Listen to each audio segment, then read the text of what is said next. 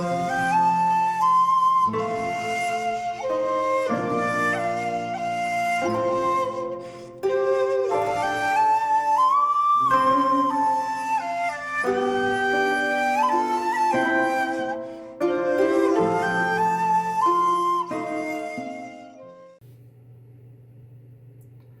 there, this is Solitary Ronin from Solitary Ronin Films, and welcome to another episode of my director collections. And today I'm going to do another mainstream American director. Apologies to the Bulgarian troglodyte. Today it's John Carpenter. If you're a certain age, you probably love John Carpenter. He hasn't made a film since 2010, The Ward with Amber Heard, which I haven't actually seen. I don't have his anthology with Toby Hooper, Body Bags either, but I think I have everything else. Obviously, as we saw with the Coen Brothers video, I'll probably forget one to pull it out, but never mind. Carpenter, obviously, like quite a lot of American directors, I used to kind of rank a lot higher than I do now. Carpenter probably wouldn't be in the top 25 anymore if I was doing a director ranking, which I will do at some point once I've cleared my Japanese backlog, which is down to one shelf. But again, I'm just going to go through the releases that I have, and again you can play along at home. What's your favourite Carpenter? Now, one of the Carpenter films that lots of people love and lots of people don't love is Big Trouble in Little China. I'm probably one of the ones that don't love it. It is fun. Kurt Russell doing an impression of John Wayne, I'm not quite sure. It has its tongue in its cheek. Would say great performances, but that's probably not the case. You do get a commentary with Carpenter and Kurt Russell, and Carpenter is one of those directors that just does wonderful commentaries. He's always kind of self-depreciatory and puts a lot down to luck rather than talent. Return to Little China, a brand new interview with John Carpenter. Being Jack Burton, a brand new interview with Kurt Russell. Carpenter and I, a brand new interview with cinematographer Dean Cundy. Producing Big Trouble, a new interview with producer Larry Franco. Staging Big Trouble, a new interview with stuntman Jeff Amada. Interview with visual effects producer Richard Edlund. Vintage making of, extended ending, deleted scenes, music video, 3 original trailers, TV spots.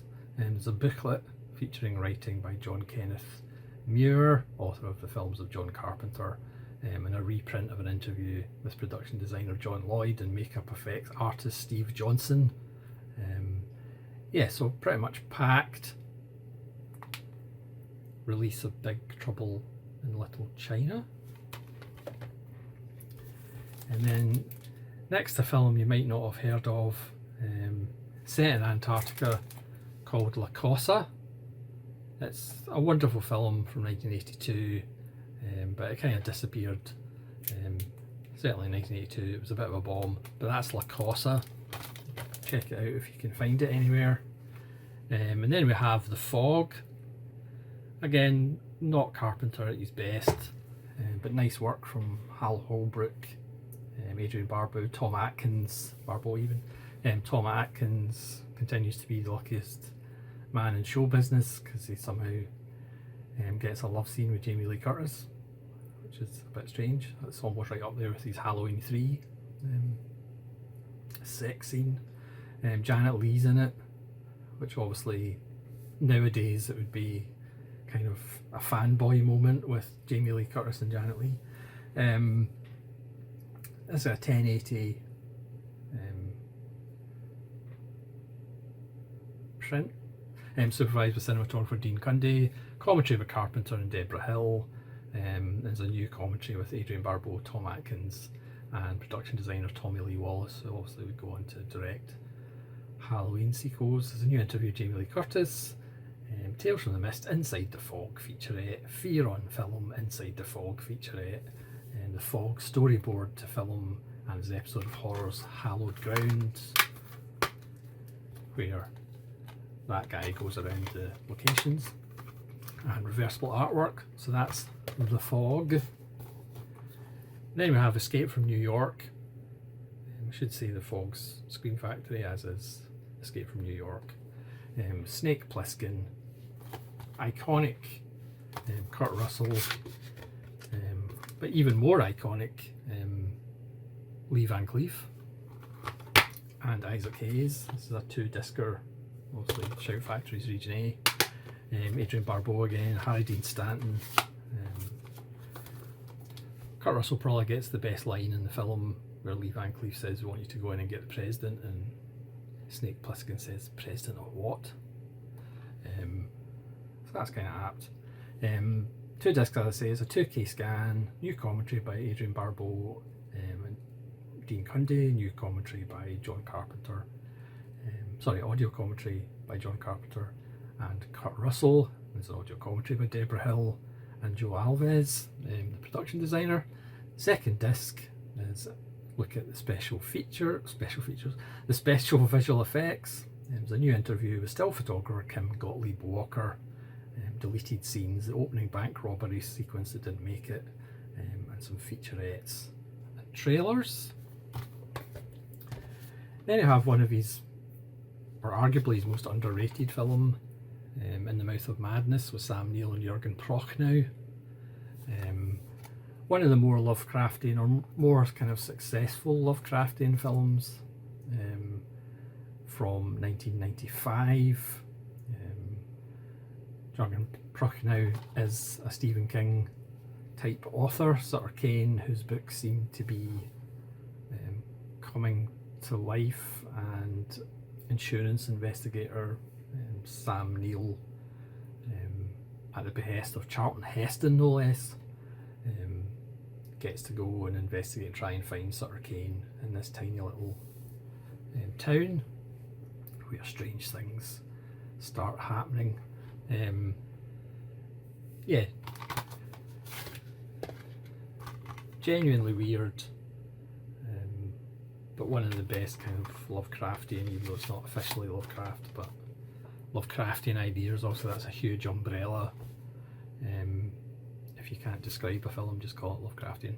It's a new 4K scan of the original elements, new commentary by John Carpenter and producer Sandy King Carpenter, not Kurt Russell. And there's a Horror's Hallowed Grounds, and new interviews with actress Julie Carmen and special makeups effect Greg Nutero, obviously going to The Walking Dead. Audio commentary with Carpenter and cinematographer, trailer and TV spots. Yeah, really underrated. Again, you might not have heard of this one, but this is The Thing from 1982. I believe it's set in the Antarctic. This is a VHS type release, but it is actually Blu-ray. It's just disguised as a VHS, and of course now VHS is actually coming back, so you don't need to disguise it. Next, Assault on Precinct 13, obviously the John Carpenter version. Great performance by Austin Stoker as the cop, left pretty much in a Rio Bravo type situation, a siege of gang members. It is wonderful, efficient, great score, one of the signature John Carpenter scores. It does have nods to Once Upon a Time in the West. There's dialogue pretty much lifted from Once Upon a Time in the West.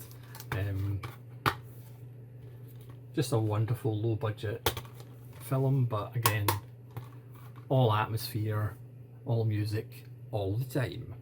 New interviews with actress Nancy Loomis and art director sound effects Tom Lee Wallace. Audio commentary by John Carpenter, interview with John Carpenter and actor Austin Stoker, and trailer and radio spots. Yeah, this was from 1976, and it's wonderful. And then The Thing. This is a film set in Antarctica with Kurt Russell, and this is a 4K because The more Ks the better for the thing. And speaking of 4K, here's the 4K of the Fog. This is a 4K and Blu-ray. I don't think... Yeah, I think there's a new piece, Retribution Uncovering John Carpenter's The Fog, and The Shape of Things to Come, John Carpenter Unfilmed. There's an intro by John Carpenter, scene analysis by John Carpenter. I think everything else is pretty much from the Scream Factory release, I believe. There's no reversible art. That's the 4K in the Fog, and of course the way Carpenter shot his classic films, you know, in that ratio, the Panavision, the 4Ks do look wonderful. Speaking of which, this is a 4K Titans Occult Steelbook. It's a film from 1982, set in Antarctica. It's called The Thing. You might have heard of it, not quite sure.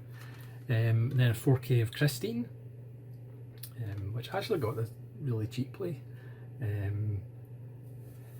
Yeah, it's completely daft, but it's actually rather enjoyable. There's a Blu-ray, a multi-region Blu-ray, and a 4K as well. And this has got deleted scenes as a commentary with director John Carpenter and Keith Gordon, who plays the young kid, but of course he's went on to be a solid director, I would say. Christine Ignition, Christine Fast and Furious, I don't know whether they get sued for calling that featurette Fast and Furious, and Christine Finish Line. Again, a lovely little film, real nostalgia, obviously based on Stephen King. Even though it's complete nonsense, it is actually really effective. And then I don't know whether you've heard of this one, but this is Das Ding. Again, it's from 1982. I don't know how many films Carpenter released in 1982, but this one stars Kurt Russell and Keith David as Childs, who's absolutely fantastic. Forget naming the all 7 samurai, name all the character names in Das Ding. That's a good little quiz. And here's the 4K of Escape from New York. Again, Lee Van Cleef Donald Pleasance, absolutely wonderful. Again, I think the new featurette is Purgatory, entering John Carpenter's Escape from New York. Otherwise, I think, well, there's an interview with actor Joe Unger, but to be honest, I don't actually know who that is. And there's 3 commentaries, so not much new apart from the transfer looks really nice. Strange enough, here's Escape from LA. I don't have the 4K of this. I probably won't be getting the 4K of this. This is, how to describe Escape from LA. It has its moments. There's a nice bit of business at the end with Snake and Stacy Keach, but visual effects aren't great. Obviously it was kind of either butchered or kind of reshot, or studios didn't like what they got. It's a film. And then we have a steelbook of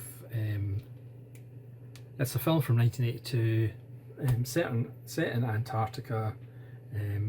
It's Lithing, but again, you might not have seen it, but it's called Lithing if you want to try and catch up with it.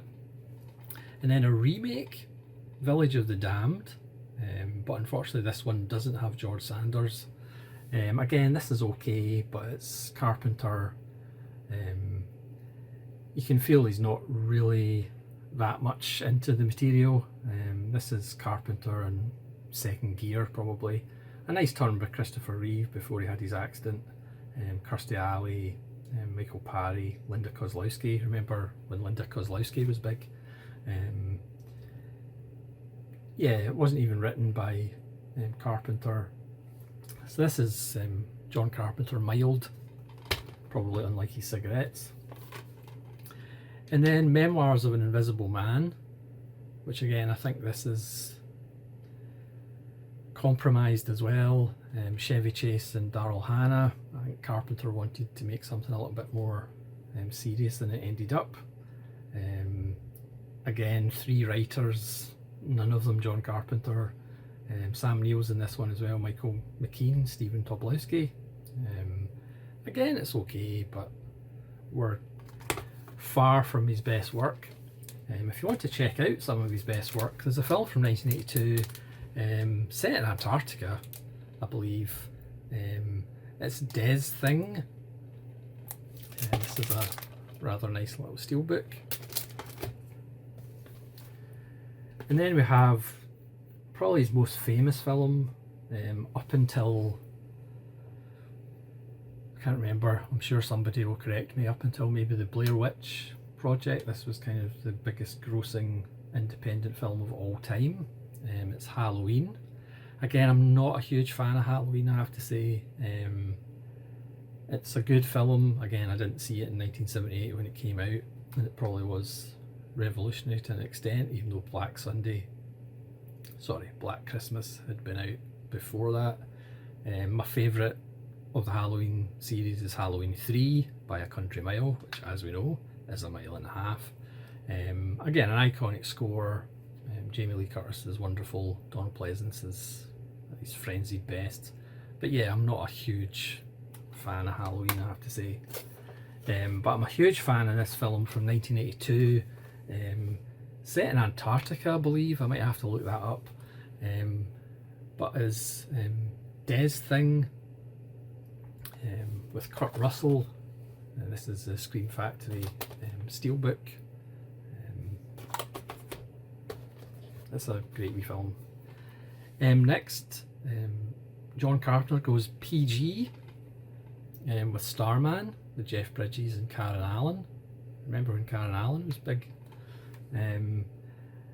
Again, this was not written by John Carpenter. Also co-stars Richard Jekyll, Charles Martin Smith. The music's by Jack Nitzsche, not Carpenter. Watching it again, because I haven't actually seen it before I got this Blu-ray for decades. It's actually a nice wee film, but again, far from Carpenter's best work. And now Carpenter's studio film from 1974 that some people love, some people hate. I'm kind of in the middle. Dark Star, or a nice little piss take of 2001 to an extent. Yeah, it is what it is. It's low budget. Dan O'Bannon, who would later write Alien, appears. It's a lot of fun. It has some iconic moments, obviously on the cover. I see him surfing at the end. A terrifying alien is in this, wreaking havoc in the ship. Yeah, it is what it is. Again, some people absolutely adore it, some people absolutely hate it. It is essentially a student film that you got released into theatres. But certainly this film isn't a student film. It's set in the Antarctic from 1982, and it's The Thing. And this is an Arrow Blu-ray steelbook. Speaking of steelbooks, here's The Fog Scream Factory Blu-ray steelbook. They did a whole series of these. I'm sure somebody out there has all of them, not just Carpenter, but a whole selection. They are rather nice steelbooks. Again, The Fog's not my favourite, but obviously it does look rather gorgeous. Another film that looks gorgeous is set in 1982. Set in 1982? Made in 1982. It's The Thing. This is the Japanese, so I'm not quite sure what The Thing is in Japanese. I'm not going to embarrass myself or get into trouble by even attempting that. Yeah, this is a nice little film if you've ever seen it. Or you've ever not seen it. And then a couple of indicator titles. Spy number 19 is Vampires, which is not John Carpenter at his best. This is from 1998, starring James Woods and a Baldwin brother, Cheryl Lee, Maximilian Schell, Thomas Ian Griffith, who as a villain for me isn't really great. But again, with Indicator, as you would expect, even for a film that, you know, you could be cynical and argue it doesn't actually deserve it. This has a commentary by Carpenter, which is obviously worth the money. The Guardian interview with Carpenter, part 1, 1962 to 1983, which is 38 minutes, which is absolutely wonderful. Behind the scenes is a making of, B-roll footage. Yeah, not Carpenter's finest ever by a long shot. You can argue whether it's better than Ghosts of Mars. That's a debate that will run on until the end of the world. I'm sure the last words that a human being will breathe, probably next year, will be, what's better, vampires or Ghosts of Mars? This has the second part of the Guardian interview, which is 41 minutes, so you get about an 80-minute interview with Carpenter, which is wonderful. There's a commentary with Carpenter and Nastasia Henstridge. Remember when Nastasia Henstridge was big? There's a video diary of the making of. There's a piece about scoring in Ghosts of Mars with Steve Vai, Buckethead and members of Anthrax, which Carpenter got in because obviously he does like metal. Yeah, again, 2001. It is mercifully shorter than Vampire, so maybe that gets the nod. It does have Pam Grier in it, and an early performance with Jason Statham, but Pam Grier's not in it enough. So that's Ghosts of Mars, not his finest hour. Unlike a film from 1982 set in Antarctica called The Thing, which you might have heard of. Here's the 4K of Prince of Darkness. Again, another underrated film about Goop. Makes a nice little double bill with Larry Cohen's The Stuff. Again, Malevolent, unearthing John Carpenter's Prince of Darkness. Sympathy for the Devil, an interview with Carpenter. Horror's Hallowed Grounds, an introduction by Carpenter. Scene analysis by Carpenter. Commentary by writer and director Carpenter and actor Peter Jason. Yeah, starring Donald Pleasance, Victor Wong. I don't know whether maybe because there was no kind of stars and inverted commas in it, it didn't do quite so well, but it is actually, I think it stands up better than some of his other films. Yeah, and as usual, looks great, and Alice Cooper is in it as well as a bum. Alice Cooper's not in this film. It's from 1982, set in Antarctica. The Thing. This is an Arrow Blu-ray steelbook. This is a steelbook as well. It's from 1982, set in Antarctica. It's called The Thing. This is a 4K steelbook. And then just something a little bit different. Set in Antarctica from 1982, it's The Thing. This is a German media book, Blu-ray and DVD. Of course, it's all in German, but you know what they're talking about. They're talking about The Thing. And then I've got this film, which again is one of his more underrated films. You know, if you asked 100 people, this might be his most underrated. It's set in Antarctica. It's from 1982, and it's The Thing. And then there's a Screen Factory edition of a film from 1982 set in Antarctica called The Thing. This is a 2-disc Blu-ray release. And then another one that's really underrated. This is Screen Factory 4K and Blu-ray of They Live, Roddy Piper's finest work, in and out of the ring. Keith David, brilliant as always. And as I said, this is a 4K and it looks really good. Alternate artwork, which Screen Factory don't always do.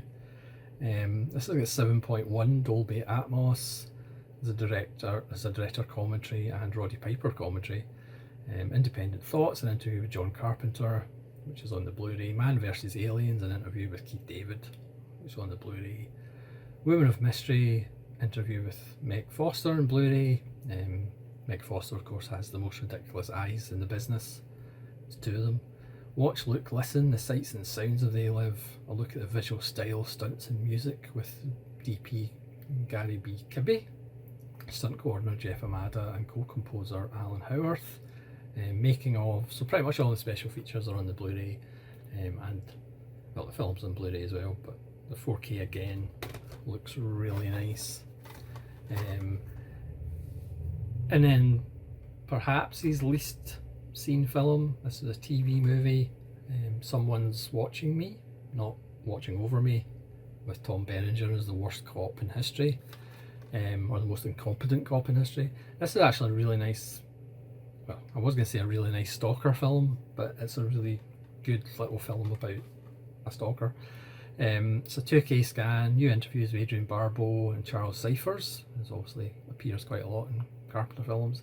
There's a new commentary with author Amanda Reyes, of Are You in the House Alone, a TV movie compendium 1964 to 1999, and there's a feature John Carpenter, director Rising. So even though it looks like a TV movie, it's actually a nice little thriller. And then finally the Scream Factory Blu-ray release of Prince of Darkness, this lovely artwork, and this has a commentary, Carpenter, and a new interview with John Carpenter and Alice Cooper, as if Alice Cooper was like a star. So actually the Studio Canal 4K of this has a lot more extras.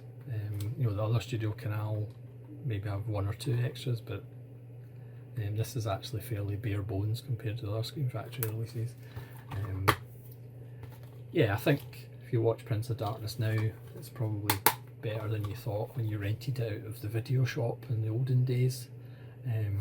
So that's my John Carpenter collection. As you can see, I have got rid of some of my editions of The Thing. I don't have as many as I used to.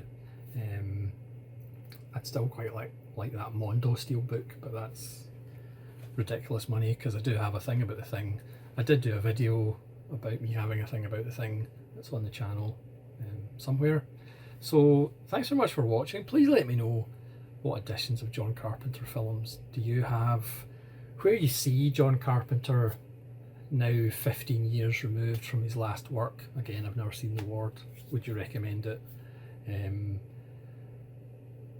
Yeah, and which editions of these films do you have? So thanks so much for watching. This is Solitary Ronin from Solitary Ronin Films. Hoping you'll come back for more director collection series, because I'm going to go back to somebody a little bit more art house in the next episode. So hopefully I'll see you then. And if I don't,